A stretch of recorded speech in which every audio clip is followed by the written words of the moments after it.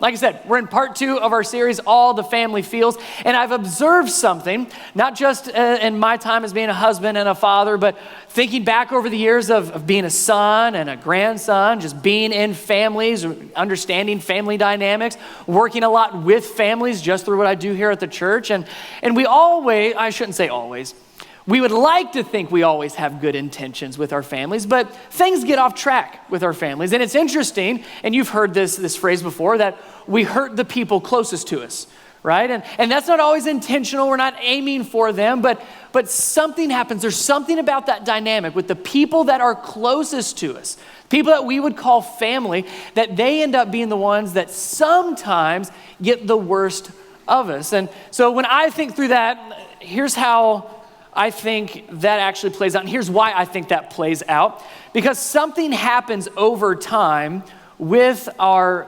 families all the way to the top. There we go. So you start out in your families or with the people closest to you, newlyweds, you're a new parent, and things are amazing, aren't they, for the most part? Like, this is great. We love each other. We like each other. We're best friends. We're going to spend every day together. I can't imagine my life without you. Oh, we're going to grow old together, but you're going to be beautiful the whole time.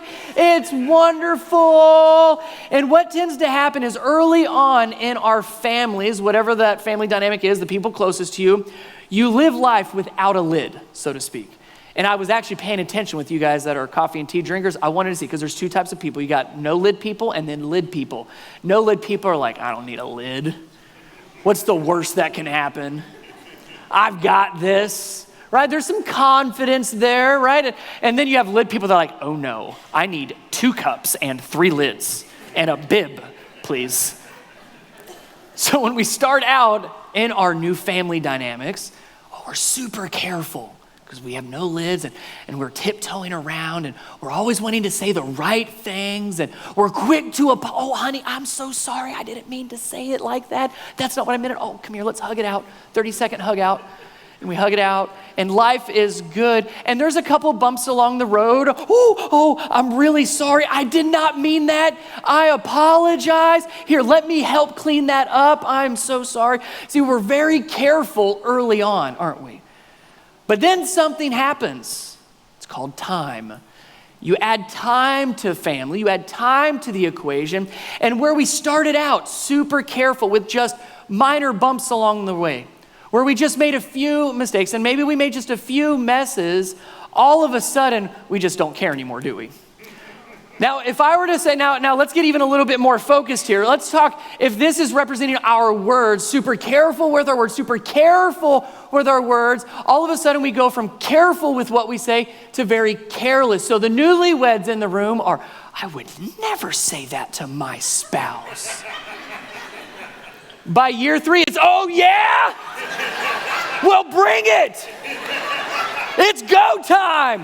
No, I will not do the dishes. You need to say please. We make a lot of messes, don't we? Things happen. We move from careful to careless if we're not being very careful. That's what happens when you live life with no lids, especially with our families.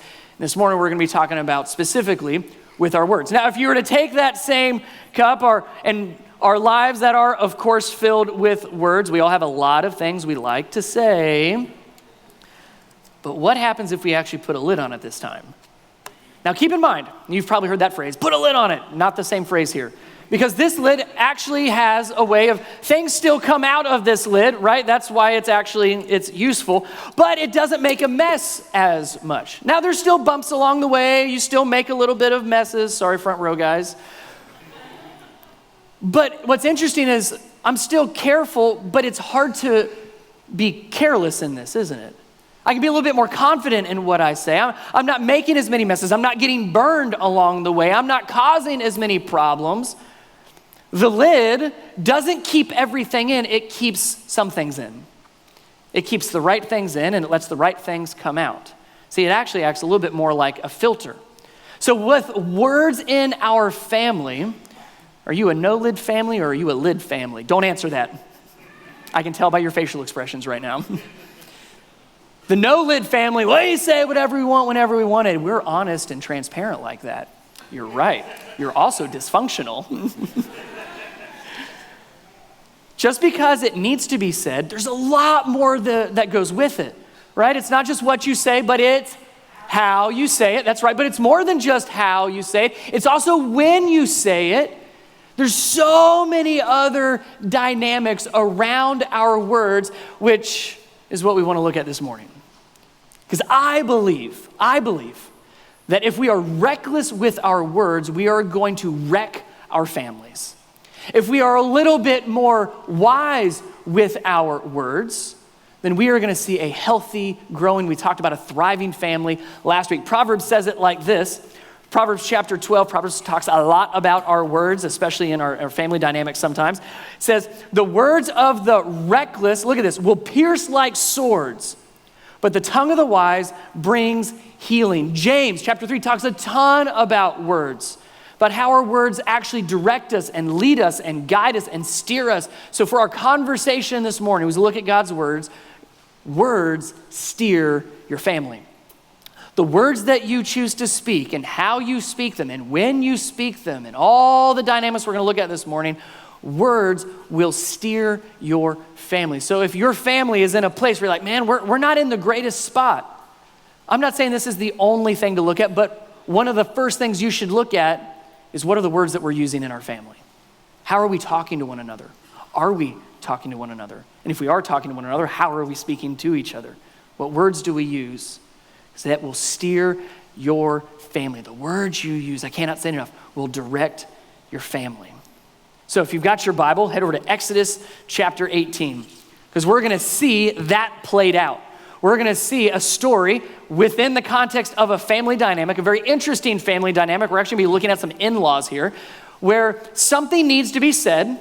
There's some truths that need to be told, but if not told in the right way and in the right context, man, this thing could just blow up. And so what we want to look for is not just the words that are spoken. Those are going to be pretty obvious. But what I would rather you pay attention to as we go through this story in Scripture, pay attention to all the other things that happen before these specific words are spoken. There's a lot of other things at work prior to getting to that one thing that needs to be said. One sentence is going to be spoken. That is what needs to be said. There's a lot of other things that have to happen prior to that sentence being spoken. So Exodus chapter 18, story of Moses and his father-in-law named Jethro. If you've been in church, you might have heard this story before. Let me give you a little context. Moses has already led God's people out of Egypt. So they're out of slavery in Egypt. They're not to the promised land yet. We haven't even gotten to the 10 Commandments yet, but he's gotten them out of Egypt. They've only been wandering around the desert for a little while. They're still grumbling, but not majorly grumbling yet. But they're now looking to Moses, like he's their leader. God has chosen him. So Moses is in this weird transitional space of, we're not in Egypt anymore. Now what do I do? So we're going to see even Moses struggle with a few things, but here's where we're going to pick it up in the context of the family. And again, we're paying attention not just to the words, but what happens leading up to it. Exodus chapter 18, starting in verse 5. Jethro, which is Moses' father-in-law, together with Moses' sons and wife, came to him in the wilderness, which was where he was camped near the mountain of God. Jethro had sent word to him, said, I, your father-in-law Jethro, am coming to you with your wife and her 2 sons. So understand what's happening here. Most likely, if you were to read back through prior to the whole burning bush and that whole scene, most likely what had happened is when God did call Moses to go back to Egypt and to fight for his people and to lay the law down with Pharaoh and all of those things, he most likely, that would have been the time frame that he left his wife and his 2 sons with his father-in-law. Said, I need to go and deal with the most powerful man in the known world. Probably not a safe place for my 2 kids and wife. So he sent his wife to be with her family, Jethro, the in-laws, while he went and took care of this stuff over in Egypt. Well, that stuff is now over. And so now father-in-law says, time to get your wife and kids out of my house. We married her off for a reason, Moses. She's still at my house. So he writes Moses and says, I'm on my way to see you. And I've got your family with me. Understand what's happening? He had sent him away for probably very good reasons. Most of us would do something similar, I would imagine. But now that time has passed, now it's time to reunite with his family. And Jethro's the one leading them to Moses. Here's what happens next, verse 7. So Moses went out to meet his father-in-law, bowed down and kissed him. Not something I've experienced with my father-in-law. I have a great father-in-law. We do have boundaries though. They greeted each other and then they went into the tent. Moses told his father-in-law about everything the Lord had done to Pharaoh and the Egyptians for Israel's sake, about all the hardships that they had met along the way and how the Lord had saved them. So here, Moses is just, man, you won't believe what's happened. Check this out, look what God did. Verse 9, Jethro was, what's this word? What's it say? Say it with me. He's delighted. He was amazed. He was full of joy. He was attentive. He was listening.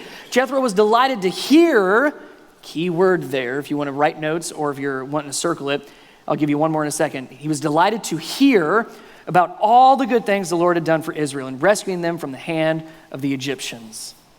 So here, Jethro's bringing Moses' family back to him. And there's something that needs to be said. We haven't gotten there yet. Something needs to be said. But the first thing that Jethro does is just he hears. He's just listening to Moses.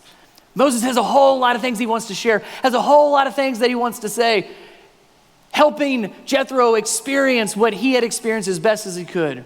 And the only thing that Jethro has done at this point is listen.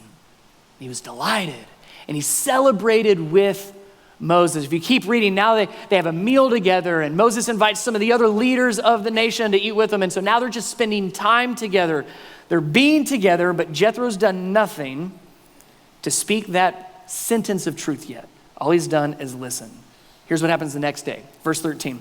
The next day, Moses took his seat to serve as judge for the people, and they stood around him from morning till evening. Now, let me give you a little context here. Remember, they're out of Egypt. They don't have the 10 commandments yet. God's not led them to the promised land yet. So now, we're not talking a small group of people. We're talking a nation, an entire country, God's people, Israel. And when there's a problem, they go to Moses. When they need something, they go to Moses. When there's an issue, they go to Moses. You got it. So there's a lot riding on Moses' shoulders. And he's in this weird transitional place where we're not in Egypt anymore, but we're not where God's leading us totally. So he's not even 100% sure what he's supposed to be doing in this moment. Look what happens next. Verse 14. When his father-in-law, Jethro, saw, keyword there, circle that one. When his father-in-law saw all that Moses was doing for the people, he said, "What is this you're doing for the people? Why do you alone sit as judge while all these people stand around you from morning till evening?" Did you notice what he did? Keyword was saw, or it was saw, right? Started by hearing. He heard everything that God had done for Moses and his people. And the next day, Jethro still didn't say what needed to be said yet. He just saw what was going on. He just observed what was happening. And then he asked two questions, and this is key, because oftentimes we listen and we see, and then we speak, and then we point everything out. And here he listened, he saw, and he said, let me just ask some questions. And basically Jethro's two questions are, what are you really trying to accomplish, Moses? Like, what's the goal? Like, I just finished watching you from morning till night, just deal with person after person, relationship after relationship, dispute after dispute, issue and problem after another. He says, what are you really trying to accomplish here? What's the goal? Was this first question. The second follow-up question was, why is it just you? Like, why are they all coming to you? What are you trying to accomplish? And why is everybody just coming to you? Why are you the only one that they can go to? Just like any good son-in-law has a very good answer, a quick answer, in fact. Verse 15, well, Moses answered him, because the people come to me to seek God's will. Whenever they have a dispute, it's brought to me. I decide between the parties and inform them of God's decrees and instructions. Now, what I love about this answer is it's not really the answer to the question that Jethro asked, is it? Remember, he said, well, what's the point? Why are you doing this? What's the accomplishment? What's the goal? Nowhere does he say that really. Well, why is it only you? And his answer to that question is, well, they just come to me. I'm like God's spokesperson. And then they come to me for this, and so I have to answer them. And then they come for me to this, and I have to help them. Nowhere in there does he really answer his questions, but he's got a quick answer. So the father-in-law finally does what a father-in-law should do at some point. Verse 17, here it is. You ready? Moses' father-in-law replied, what you are doing is not good. There it is. the father-in-law finally came out and said, son, what you're doing is not good. This is a bad idea. This isn't going to work. This isn't sustainable. Now there's what needed to be said, that one sentence of truth that needed to be said. And like in good father-in-law fashion for the most time, he goes on, verse 18, you and these people who come to you will only wear yourselves out. The work is too heavy for you. You cannot handle it alone. Listen now to me, and I will give you some advice that you didn't ask for, and may God be with you. That last part is key. If you are a father-in-law, just whatever you tell your son, daughter-in-laws, just end it with, and may God be with you. And it just covers everything else. What you're doing is not good. Here's why. Here's what you really need to be doing, even though you didn't ask me for it, but may God be with you. I love that. I think it's great. Brilliant father-in-law. He's brilliant, but it needed to be said, didn't it? It absolutely needed to be said. So here's my question, and we're going to answer it as we look at the next verses here in a second. How was Jethro able to say what he said here and not get like punched in the nose by Moses? Because put yourself in Moses' shoes for a second. Well, I talked with God through a burning bush. I was chosen out of no, God didn't pick you, Jethro, to go to Egypt. He chose me. I'm the one now leading an entire nation, not you. And you're going to tell me what's best? You're going to tell me what I need to do? Oh, we get some pride in there, don't we? If I'm in Moses' shoes, I'm thinking, who are you to tell me what to do? But notice the answer that Moses gives. Now, I'm going to skip over a bunch because that's just the father-in-law giving him details on exactly how to do what he's suggesting. You could read through it. Verse 24, here's Moses' response after he got the advice from his father-in-law. Verse 24, Moses listened to his father-in-law and did everything he said. Man, if you're a father-in-law, write that verse down because he figured it out. You probably go home, why won't they listen to me? Well, somehow Jethro figured it out. Moses listened to his father-in-law and did everything that he said. He chose capable men from all Israel, made them leaders of people, officials over thousands, hundreds, fifties, and tens. That was the suggestion. That was the advice that Jethro gave him. It says they served as judges around the people at all times, difficult cases they brought to Moses. But look at this. But all the simple ones they could do themselves. In other words, it's a leadership strategy. It's a leadership development. It's structure. He helped him organize his thoughts. Verse 27. Then Moses sent his father-in-law on his way, like son-in-laws do, and Jethro returned to his own country. How did Jethro say a difficult truth, use words that needed to be said, in most cases would have blown up and caused family drama where we don't talk forever and you're not going to this family's dinner anymore because of this thing that was said 10 years ago. And now, you know that family drama. It usually comes from a sentence like that. So how did Jethro say what needed to be said and it not turn into that? The other thing to notice here is verse 27. Don't miss it. After Moses listened to everything, he put these things into practice. Remember, it said Moses sent his father-in-law, sent Jethro on his way, and he went back to his own country. Was anybody going with Jethro on his way back home? No. See, when Jethro came to Moses, it said that he came with Moses' wife and sons. But when Jethro left, did the wife and sons go with Jethro or stay with Moses? Stayed with Moses. Remember what I said earlier, words will steer your family? That's what just happened here. And here's what I truly believe. I believe that what Jethro said and the way that he said it and the timing of which he said it and all the things that we're going to talk about next literally saved Moses' family. I think what Jethro said, what needed to be said, but the way that he said it, I believe those words saved Moses' marriage. I think it saved his relationship with his kids. Because what kind of relationship would it have been if Jethro never showed up with the wife and the kids? Remember, it wasn't Moses said, okay, we're out of Egypt. Can you bring me my kids now?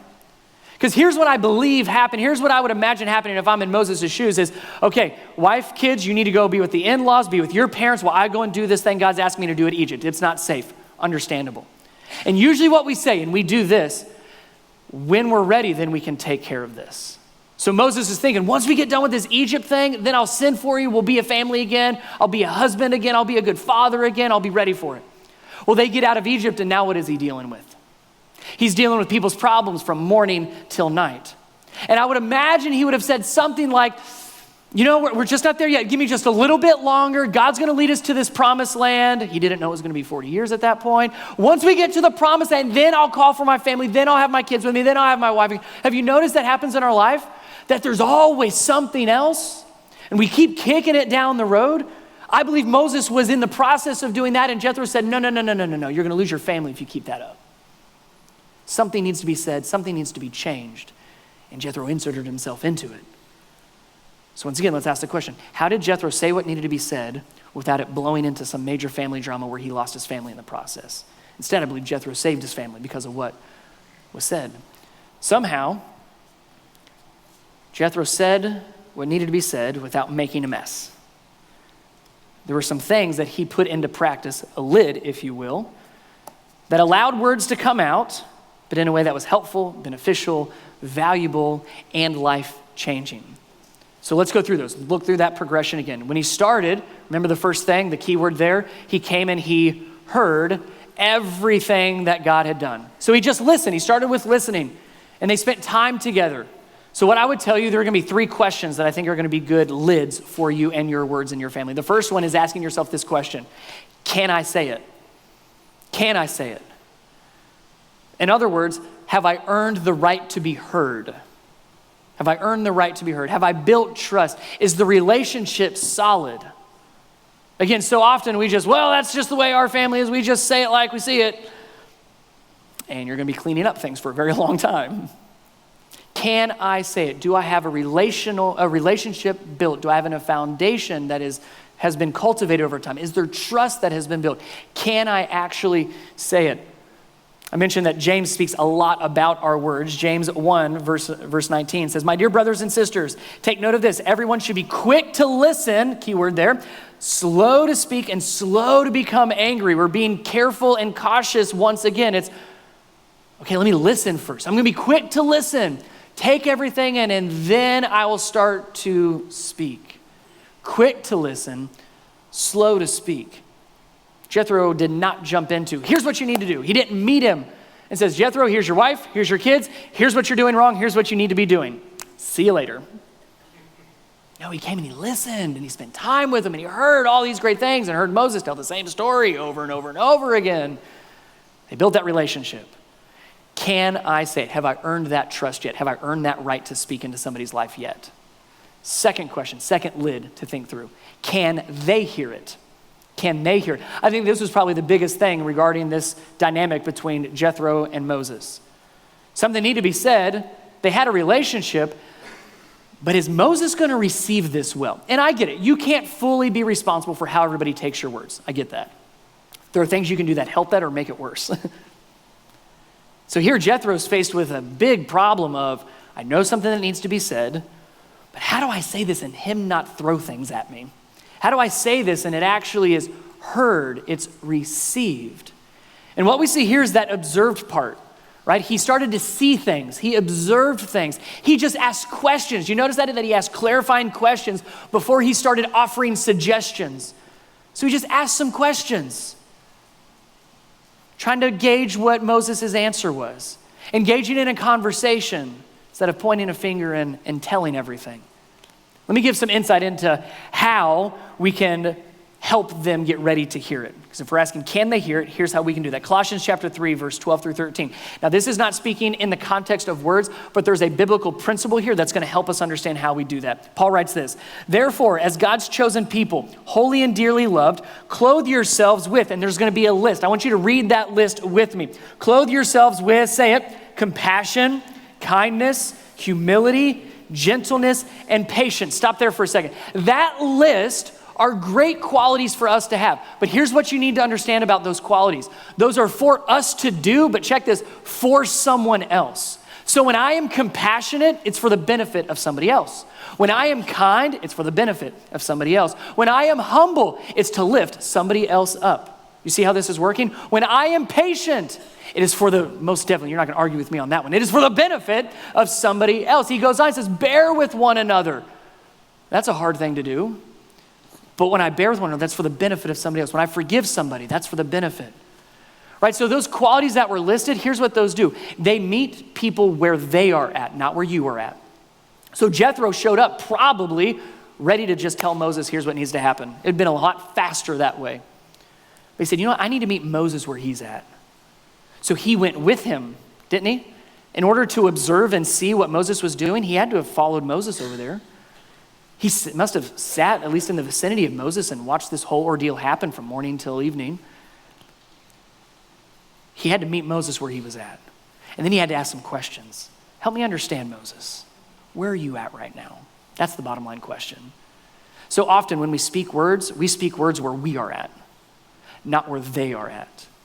So can I say it? Have I built trust? Have I earned the right to be heard? Can they hear it? Am I meeting them where they are at? Here's the third lid. Should I say it? Should I say it? Kind of an obvious one. Don't miss the first two, but should I say it? Ephesians 4:29, if you've ever heard any kind of biblical message on words and speech, this one should come up. Ephesians 4:29, do not let any unwholesome talk come out of your mouths, but only what is helpful for building others up. Don't stop there. What is helpful for building others up according to, look at this, their needs, that it may benefit those who listen. It's not always for me, it is for them. So should I say it? The filter is it beneficial for them? Can I say it? I've got the trust. Are they able to hear it? Well, I've been with them, clarifying questions. But does it benefit them? Is it helpful for them? Does it grow them? Does it direct them? Where does it steer them? If words steer the ship of our lives, well, where's that one going to steer them? Is it beneficial? So as you think through the words that we use daily with our family, spouse, kids, parents, in-laws. First of all, lid or no lid? No lid. Sure, it's a lot easier. You do whatever you want. You don't worry about it. You get burned in the process. There's a lot of messes to clean up, and your stage smells like coffee for the rest of the day. But you say, you know what? I want to be beneficial. I want to be helpful. So if I put a lid on, words are still going to come out, but it's going to be the right things at the right time, said in the right way. I tell you to write this verse down. I think this is going to be maybe even your family verse for the week, maybe longer. Psalm chapter 141, verse 3. I would tell you to make this your prayer, because putting a lid on our words, I'll be honest, ready? You might not be able to actually do that. Truly. And that's not our just an off-the-cuff thing. You might seriously, I mean, the way you were raised or the culture that you've been in, the job that you have, the people that you're around, the habits that you now have, you might literally say, man, I don't think I can do that lid thing well with my words.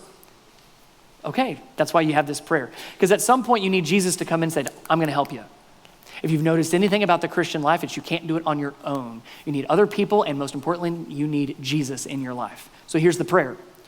God, set a guard over my mouth. Oh, that's so good.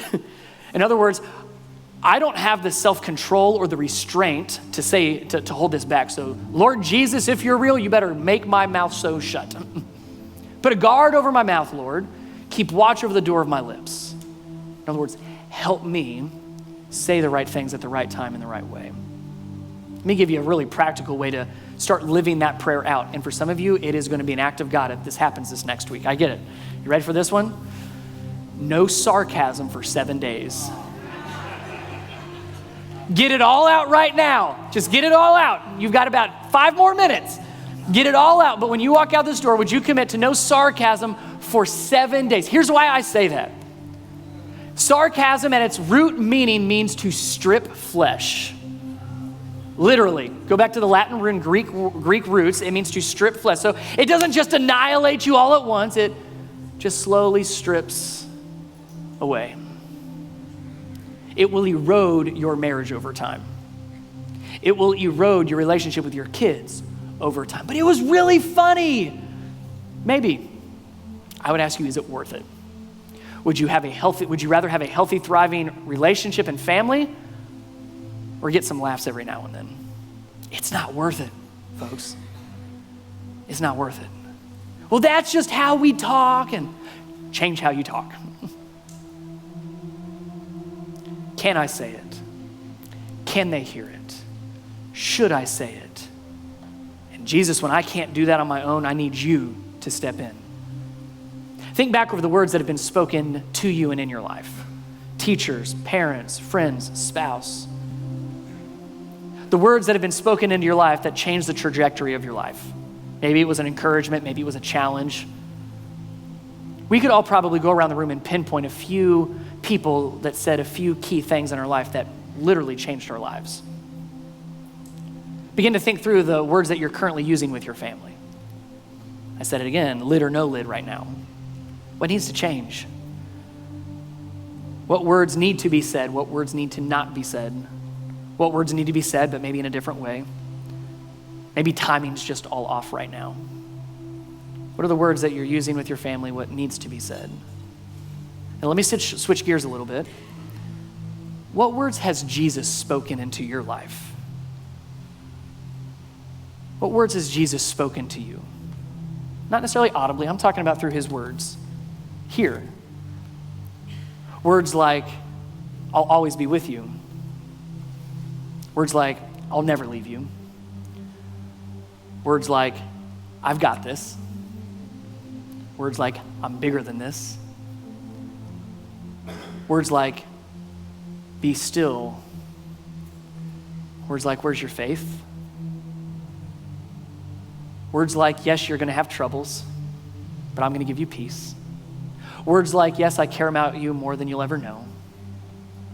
Words like, I love you, I forgive you, we'll go to the cross for you. Maybe the most powerful words that Jesus spoke for us is, it is finished. What he did on the cross took it all.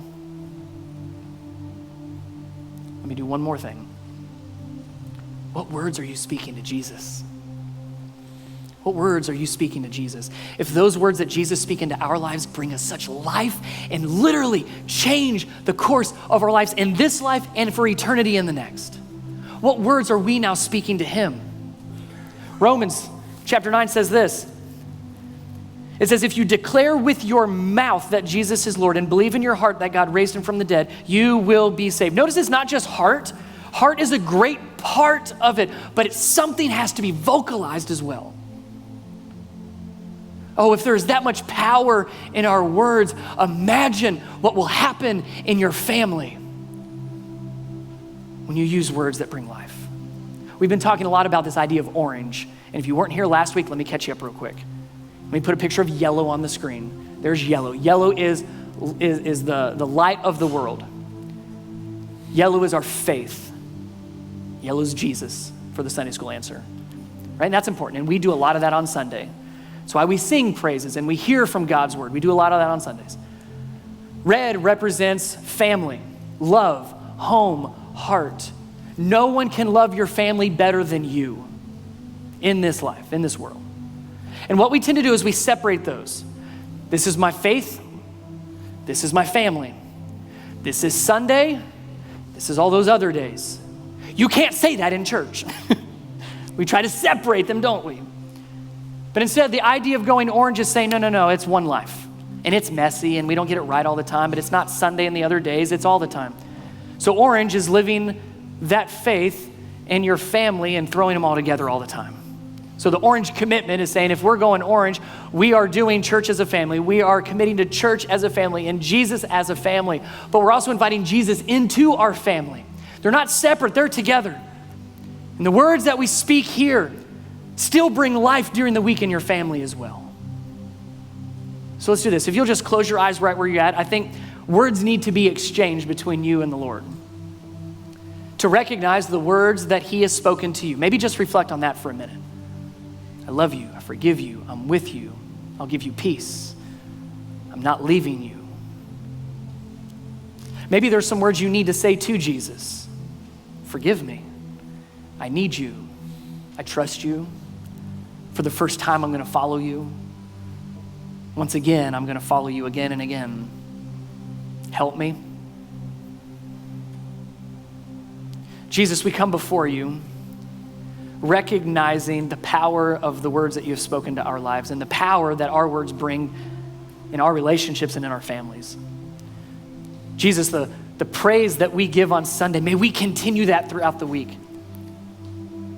The words of life that we've gotten from you, may we turn that around and breathe those words into our family, into our kids, to our spouse, into our extended families and our parents and our siblings, and everybody we come in contact with.